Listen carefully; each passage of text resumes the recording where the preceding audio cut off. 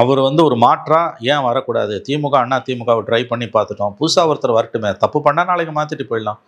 உங்க குடும்பம் தான் எல்லாத்தையும் அனுபவிக்கும். சினிமாவ அனுபவிக்கும், அரசியல் அனுபவிக்கும், பிசினஸ்ல இருக்கும், மீடியால இருக்கும். சகலமும் ஒரு குடும்பம் தான் தமிழ்நாட்ட கட்டுப்படுத்தும்னா, புதுசா ஒருத்தர் வரதுல என்ன குடிமூழ்கிட்டு போயிடும் என்ற எண்ணம் எழுவது இயல்பானது. இப்ப நீங்க சொல்லக்கூடிய நேத்து அந்த என்டிடிவில சாம் டேனியல் ரிப்போர்ட்டர் பேசும்பொழுது, அவங்க வந்து ஜாலியா அவங்க ஆடுறாங்க, கொடி போடுறாங்க. இதெல்லாம் வட இந்தியால கூட நான் பார்த்திருக்கேன் நான். இது வந்து தமிழ்நாட்டுக்கு புதுசு இல்லையா? புதுசு தான். நான் என்ன சொல்றேன், அது ஒண்ணும் கொலை குற்றம் கிடையாது. அது எங்க வருதுன்னு கேட்டீங்கன்னா, ரசிக மனப்பான்மையிலேருந்து வருது. விஜய் பேசுறத கேட்கறத விட பார்க்கறத கேட்கறதுக்கு வராங்க. ஆனா எல்லாருமே வந்து வெறுமனே வந்து பார்க்க வரவங்க தான், கேட்க வரவங்க இல்லைன்ற முடிவுக்கு வந்துடாதீங்க. இந்த மாதிரியான நிகழ்ச்சி இது வந்து ஃபெஸ்டிவல் மூடு சிவா. இது ஒரு ஒரு செலிப்ரேஷன் மூடு. இது அவனுக்கு ஒன்றும் தெரியல அவனுக்கு. ஆனா இந்த சிஸ்டத்து மேல அவனுக்கு ஒரு வெறுப்பு இருக்குல்ல. நான் அதான் சொல்றேன், மக்களை நேசிப்பவர்கள் விஜய் ரசிகர்களை பார்த்தா அவங்களுக்கு வந்து வருத்தம் வரலாம், கோபம் வரக்கூடாது என்ன கேட்டிங்கன்னா. ஏன்னா அவன் இந்த நாட்டோட குடிமகன் இல்லையா?